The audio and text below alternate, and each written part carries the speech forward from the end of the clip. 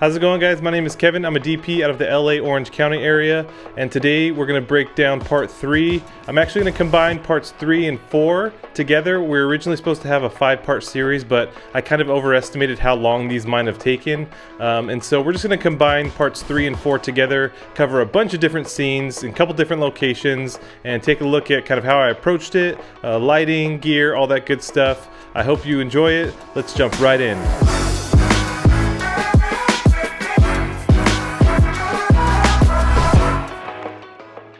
So for day 2, we headed down to some tennis ball courts in San Clemente where we were filming some product stuff and people kind of playing tennis and stretching and doing some like active stuff. In most of the scenes, we used the sun's position to kind of determine where we were, especially because these were all exterior. So we kind of embraced the sun and used it to dictate where we were going to light in our positions and everything. So we essentially decided we're going to backlight everything, and we wanted to just avoid that flat image. So we used a few different frames with bounces off the truck, and then the diffusion just kind of really helped us with that. We had a 12x12, an 8x8, and a 6x6, just of a bunch of different diffusions and bounces and negative fill. So the first scene was on some steps near the tennis ball courts, and it was still morning, so we used the sun to backlight and then bounced with a 6x6 to kind of key our subject. We definitely could have done a little bit more to shape the face, maybe bring in some negative fill, but felt like we were always against time and we were always in a rush. So it kind of didn't allow me to do the kind of the things that I would have done to really polish it. But I'm happy with it. I know. Time is always my excuse.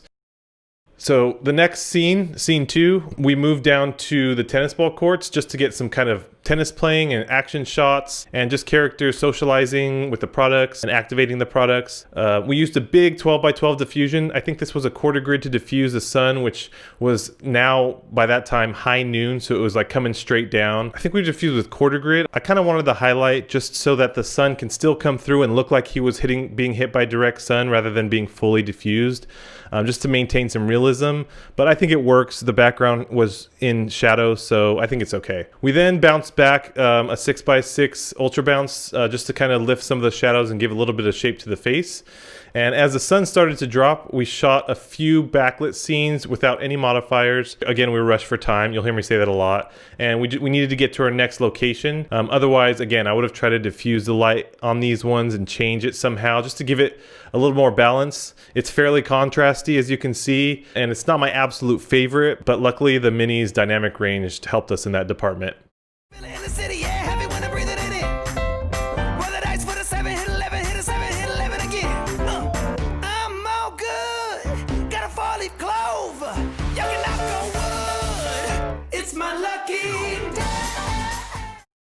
For scene 3, we did a company move down to the beach down in San Clemente. How's it going, Miss Cindy? It's good. Woo! Where we filmed some various sunset looks. We kept things pretty simple here. We just added a bounce for most of these, and then we backlit everything. After the beach, we were wrapped, and that was a long day. We packed up. We went home, reset, and then we drove to Palm Springs to crash that night just because our call time was so early, and I'm about an hour and a half to 2 hours away. I think 2 hours away with traffic.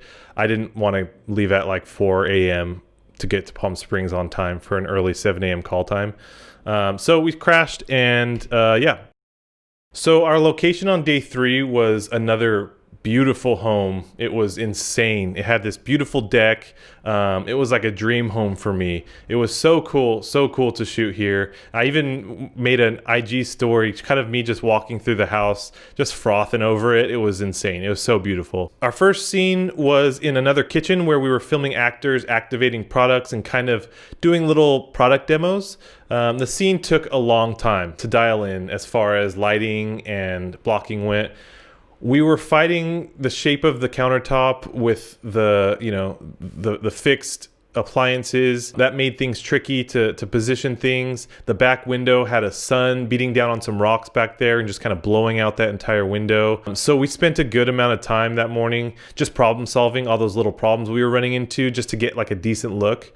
So first off, we brought in an M18 and we used 8x8 of diffusion. I forget what kind, again, Dylan or Mark, if you guys remember what we put. It might have been quarter grid or half grid, but we brought that in from the side to create a little shape on the face. And then to take care of some of the blown out window in the background, we actually netted the entire back window on a goalpost to bring the level of those rocks way down and just to balance our subject with the background and make everything feel a little bit less contrasty and a little bit more pleasing to the eye. Lastly, we added a Gemini to fill in from the shadow side just a little bit. Again, we're not going for moody here. We're going for high key, very bright, and we focused that in mainly on the products just to give them a little bit more lift. For this, we had two cameras.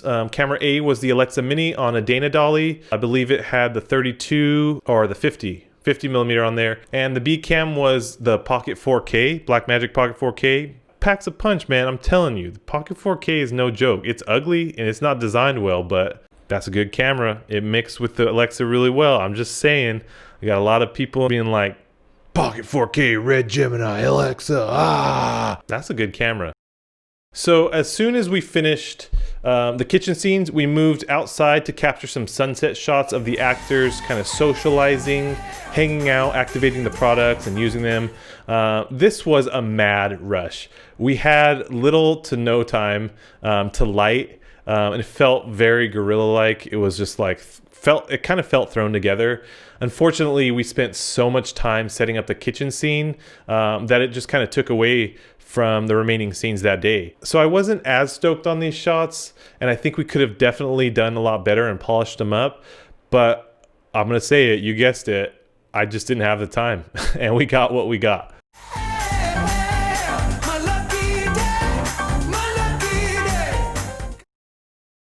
So we push move to scene 3, and that was pretty simple as well. By this time, the sun had kind of already set, and we were well into blue hour. And I wanted to try to sell this scene as like a morning scene, like really early in the morning.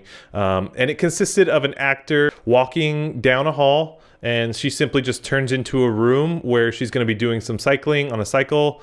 And doing some exercises early in the morning. So for the first part of this, we didn't add any lights to the hallway. I found that the big window to the left gave us kind of a realistic amount of level, and I was pleased with it walking in. I didn't think we needed to, and even if we wanted to, we probably didn't have the time to light that hallway, so I just kept it. I was happy with it. I didn't mind it. I thought it was great. So I thought it would look awesome if I took the camera and shot her from outside of that big window as she walked through the hall, and I'm really glad I did because it ended up being one of my favorite shots. I don't know what it is about reflections and seeing like surroundings and the reflections, and I love reflections, and I'm really glad it ended up being, again, one of my favorite shots of the whole shoot. And so once we landed into that room, I just had the crew throw up an M18 outside the window just to kind of act as a backlight. We had a big 6x6 ultra bounce gaffed kind of to the left of camera on that wall, just to kind of, again, lift level and wrap the key light around to give her some exposure. And then we punched a Gemini just straight into the ceiling just to lift the shadows a little bit more, and we added some exposure there. Of course, we added some haze, and here's some of those shots.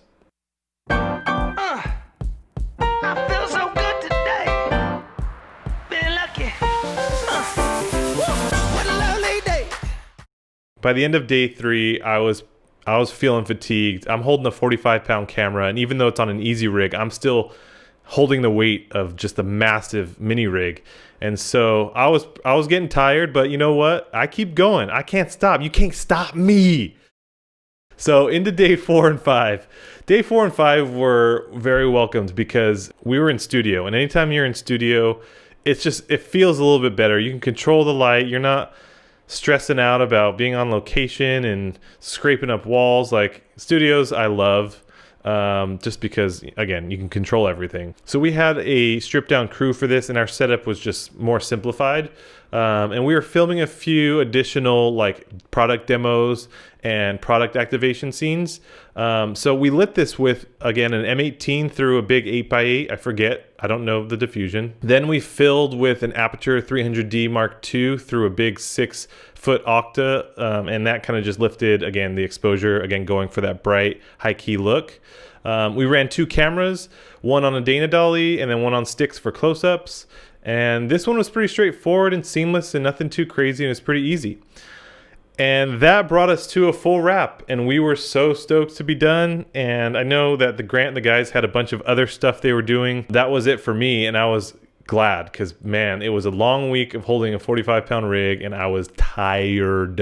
All right, that's it for parts 3 and 4. Stay tuned next week. We are going to jump into part 5, where I kind of cover the important stuff, the things that I learned, the things that I personally would have approached differently, and some of the lessons that I just took away to hopefully help you when you jump into your next big production. Appreciate you guys sticking around. Thanks for liking, thanks for subscribing, and stay tuned next week for part 4. Last part of the series. All right, peace out. Go Lakers.